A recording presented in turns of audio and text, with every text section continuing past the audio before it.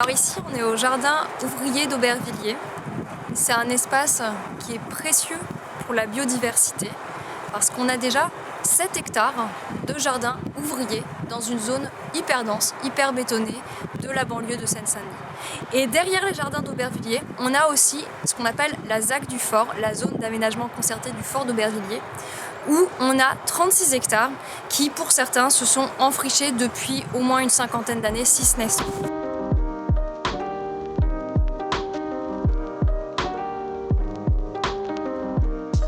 Sur ce territoire, qui est au milieu d'une zone très dense, une zone hyper minérale, puisqu'on a 1,42 m² d'espace vert par habitant à Aubervilliers.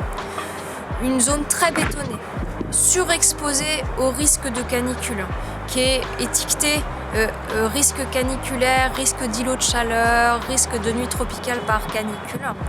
Et bien sûr, cette zone, on a un havre pour accueillir les espèces sauvages. Au jardin d'Aubervilliers, du fait qu'on a des espaces jardinés, on a une faune nombreuse qui s'est installée. On a 22 espèces d'oiseaux protégés et qui en plus se servent des espaces enfrichés du fort pour avoir un petit peu la paix quand ils ont envie. Donc 22 espèces d'oiseaux protégés. On a des renards, on a des lapins, des musaraignes, le grillon d'Italie, on a aussi le hérisson. Et le hérisson, ça peut paraître anecdotique comme ça, ouais, des hérissons, mais le hérisson est une espèce protégée et menacée qui pourrait disparaître à l'échéance de 2025. Donc dans 4 ans, le hérisson d'Europe pourrait disparaître d'Europe. Donc, et aujourd'hui, eh bien, toutes ces petites bêtes qui ont élu domicile ici, on nous dit qu'elles vont déménager. Elles vont déménager avec les jardiniers pour permettre au projet des JO, au projet urbain de s'installer à la place des jardins, des jardiniers et donc des habitats des petites bêtes.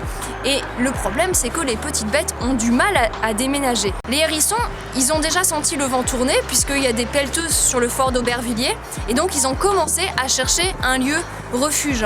Pour ça, ils vont dans le quartier de la Maladrerie, qui est derrière la Nationale 2, à ma droite, qui est une cité-jardin. Seulement, pour aller à la Maladrerie, il faut traverser la Nationale 2. La Nationale 2, c'est une vraie nationale avec des gros poids lourds qui passent de façon avec un trafic vraiment intense. Donc, la grande épopée des hérissons pour aller à la Maladrerie, c'est massacre à la tronçonneuse. Et donc là, on commence vraiment un programme d'extinction massive des hérissons qui sont une espèce déjà protégée.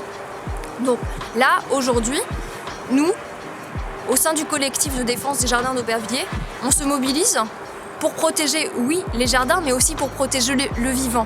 Parce que nous, on est des êtres humains, mais en fait, on est aussi des animaux. Et on a besoin d'un écosystème riche, complexe, intègre.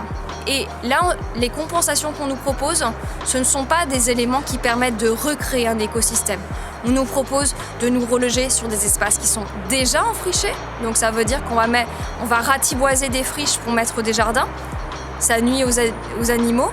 On nous propose aussi de nous mettre à un endroit où il y a des arbres. Donc pareil, on abat les arbres, on met les jardiniers à la place. Ça ne va pas du tout. Et en plus, on nous dit, on va vous remettre de la bonne terre agricole raclée sur les terres de Gonesse qui doivent être bétonnées en ce moment. Mais ça se passe pas comme ça. Le vivant, c'est pas je fous une épaisseur de terre là, pouf, avec ma pelleteuse et ensuite les lombrics, ils ont compris qu'il faut aller dans cette terre. Non, les lombrics, ils sont là parce qu'ils se sont fait des habitats au sein de la terre et donc ils y sont bien. Alors que si je ramène ma terre qui était à 30 cm de profondeur et que d'un seul coup je la mets à l'air libre en terre de surface, ça ne marche plus.